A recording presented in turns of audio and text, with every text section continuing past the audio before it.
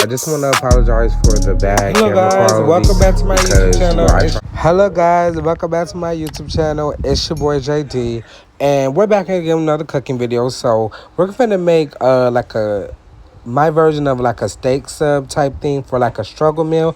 This will be coming out in the cookbook, guys. I know it was been supposed to be dropped, but I had to deal with a couple copyright issues, so it's getting back up there. It will be dropping soon, but I will be dropping a lot of more cooking videos promoting the recipes in the cookbook. Like, there are 20 minutes and less recipes, there's entrees, there's sides, there's desserts. We have everything that you need, so make sure y'all grab a copy of the JDX Experience cookbook when it drops.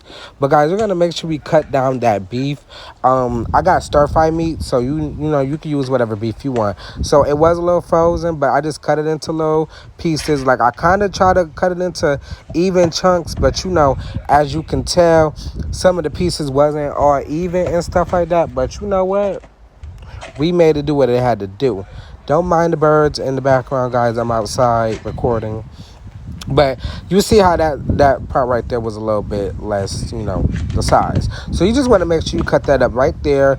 Yes, I did not wash the meat yet, but I am going to wash my meat. If y'all don't wash y'all food before y'all cook it, y'all nasty.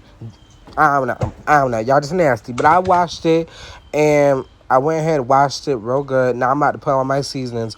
I put a little garlic powder on there, a little onion powder, a little bit of sazon, a little steak seasoning, and a little all-purpose seasoning. Now, you can use whatever seasonings in your cabinet for real for this recipe, but these are just the seasonings that I had at this point, and I just wanted to show y'all what y'all can do if you don't necessarily have the exact seasonings from the cookbook. You can always reinvent. It's always about, you know, reinventing yourself in this kitchen. But I want to make sure I did that. Yes, I washed my hands. I'm going to go ahead and mix the seasonings all up together. If you guys feel some type of way about me using my hands in the comments, this is my food. This is my kitchen. I really don't care. I'm going to mix this up nice and well. You're going to make sure it looks nice and seasoned. And then we're going to go ahead and make sure that's nice and seasoned. It is a lot on my hands. I went ahead and washed my hands before I got to the pot. But y'all, we're gonna use a cast iron pot because that's what I had in the cabinet. So I was like, freak it. So we also going to cut up some onions also. But we're going to make sure we get us some onions. And I did do a little bit of bell pepper, but I forgot to record the bell pepper part. But that's how I cut my onions. And then I went ahead and cut them into little chunks. You know, you can really dice the onions up how you want it. I know not everybody is an onion person. Not everybody like onions. But me personally, I feel like this is what brings the dish out a little bit better. And it's always good for flavor and seasoning. So you might as well do that. But also, guys, I know y'all been waiting for a lot of different video ideas. They will be coming out very soon. I'm back in my grind mode, and I'm recording a lot of content for you guys, so I just can't wait to drop them. It's just it's taking me time just to edit them. They're recorded. They just have, you know, a little bit more of editing. I'm trying to improve my editing skills for you guys, so I'm always trying to improve by video. So just be patient with me. But y'all gonna make sure y'all cut it up like that. You know, you don't necessarily, like, really, for any of the recipes, you don't have to cut it up like in that particular way. But this is just what works best for me. I got my cast iron. I'm putting a little olive oil, a little vegetable oil on that pan, and make sure I rub it around. I'm gonna let that cook on about a low medium hook, about a medium on the stove. And you want to make sure you get that grease a little hot, because we want to sear the steak a little bit just to get like a crisp edge on them, because that's when it's going to bring out the flavor a lot. So we want to make sure we're going to let that warm up a little bit. Y'all do not want to do this while this is cold, because it's not going to work the way you want it to. So you want to make sure that's a little hot. And we're going to throw a little bit of onions in there first, and then we're going to throw the meat in there. But you want to make sure it's all the way around. I noticed it wasn't in certain spots, so I went ahead and added a little bit more into there. So then I'm going to go ahead and add me some onions in there. We're going to add our little meat in there because it's starting to cook. And when we get all the meat in there, we're going to go ahead and add the bell peppers in there. Also, I did forget to record the bell pepper part. I don't know what happened, but that just didn't make the cut. But we're going to make sure we add that all in there together. Do not overfill the pan. So this is all I had. If you're serving like a bigger family, you want to double the recipe or stuff like that. And that's also in the cookbook. So you guys want to make sure y'all grab that.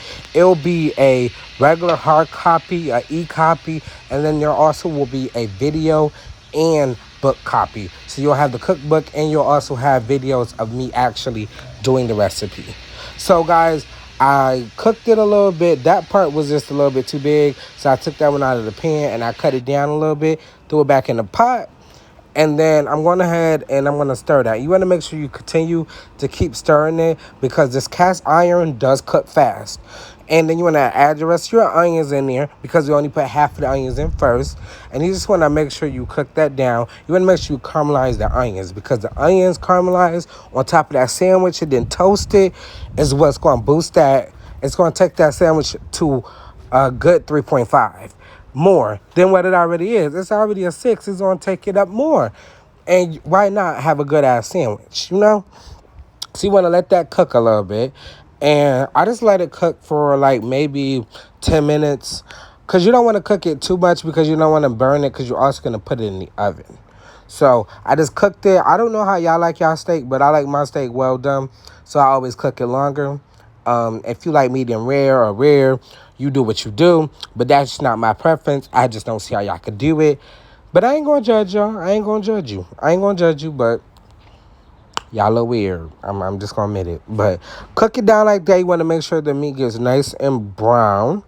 And you want to stir it every maybe like 1 to 2 minutes. Just so that it doesn't burn. Because, you know, if you got a cast iron, y'all know how fast them hoes be cooking. They be cooking kind of fast. So you got to make sure you're paying attention to it. I just kept stirring it up with my knife. I did end up switching to a spoon. But that's just what I had in my area right at that moment. So that's how I did it.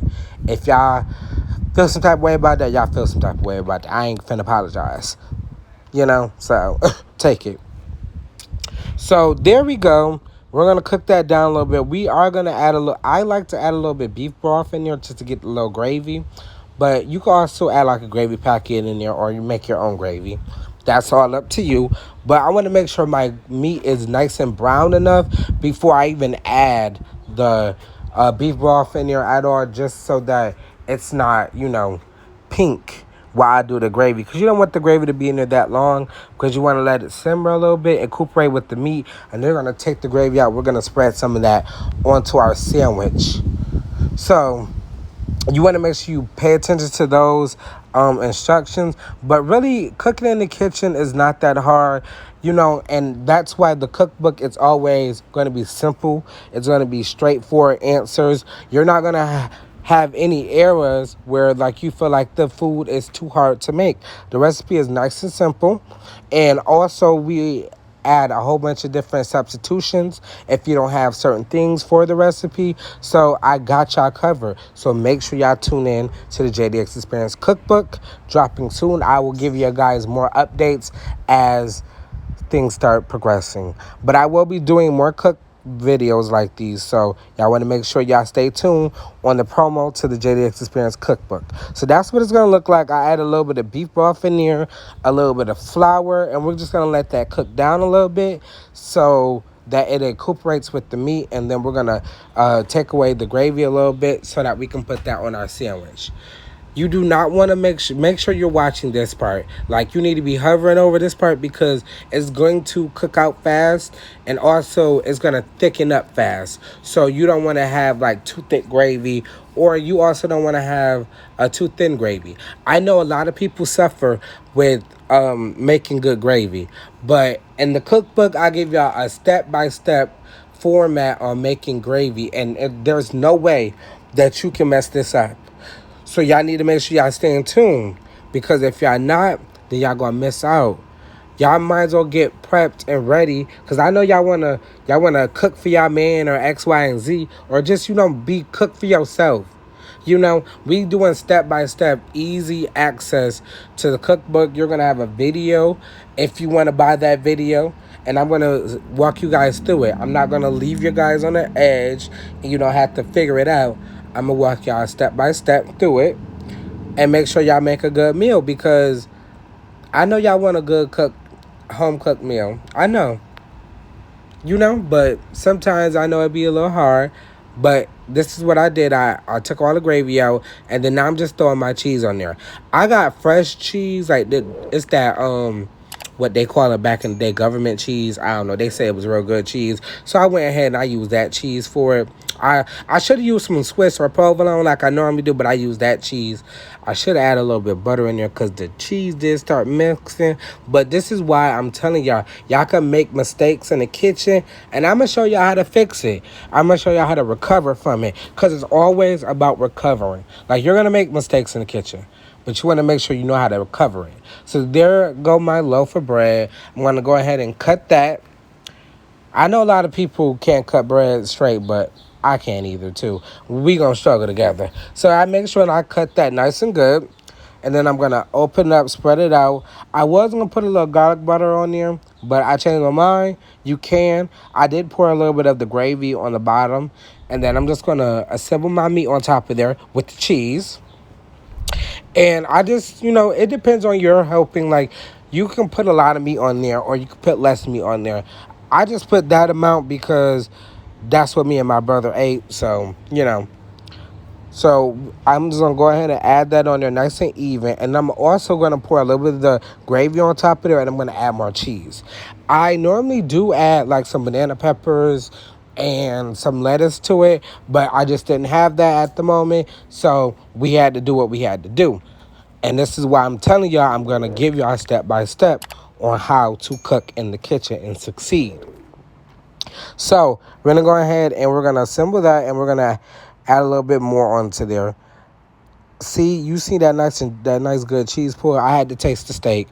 You always got to taste your food while you cooking, because you don't want to get done cooking and then it tastes nasty. Okay?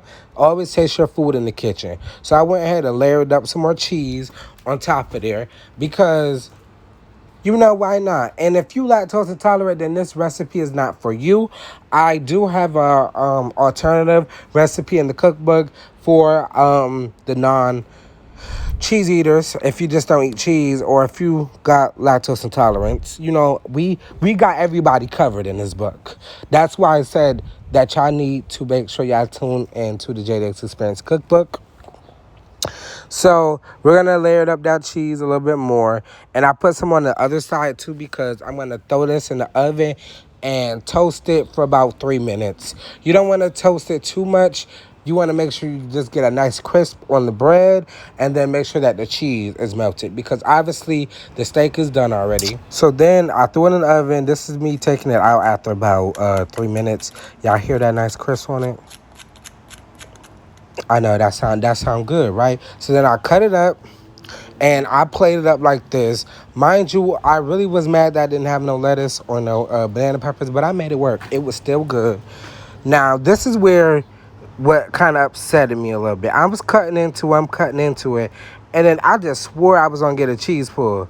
I just swore I was going to get a cheese pull, and no cheese pull. I had to add some more cheese on there. If you want to get a cheese pull on there, you want to have to add some more cheese. But I went and took a bite. Ooh, when I tell you that bite was good, it's how I had to take a second one. It was nice and good. It was 10 out of 10. Make sure y'all tune into the Ace Book Cookbook, and I'll see you guys in the next one. Peace, Ace Mob.